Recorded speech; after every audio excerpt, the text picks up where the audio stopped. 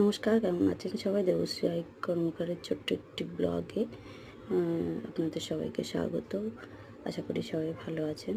তো মাম্মাম খুবই ছোট, 3 মাস বয়স। আর আমার একটা ভীষণ বড় প্রবলেম হচ্ছে যে চুল উঠে যাচ্ছে। তো ঠাকুমা এখন চোখে দেখতে পারে না, আর তেল বানাতেও পারে না। তো ঠাকুমা বলছে আমি বলে দিচ্ছি তুই এভাবে কর। তো জবা ফুল নিয়েছি 3 রকমের, আর তুলসী পাতা, মঞ্জুরি সমেত নিয়েছি, আর একটু কালমেঘ নিয়েছি। এই যে কালো জিরে দিয়ে দিয়েছি তেলের মধ্যে, আর একটু মেথি দিয়ে অল্প অল্প করে ফুলগুলো ছেড়ে দেবো আস্তে আস্তে। গরম হতে একদম সিম করে নিয়েছি, যাতে মানে পুড়ে না যায়, জ্বলে না যায়। জ্বলে গেলে আবার হবে না। এগুলো সচরাচর আপনার তামার পাত্রে বা আপনার কাঁসার পাত্রে করলে বেশি ভালো হয়। তো একদম ফুটিয়ে নেব।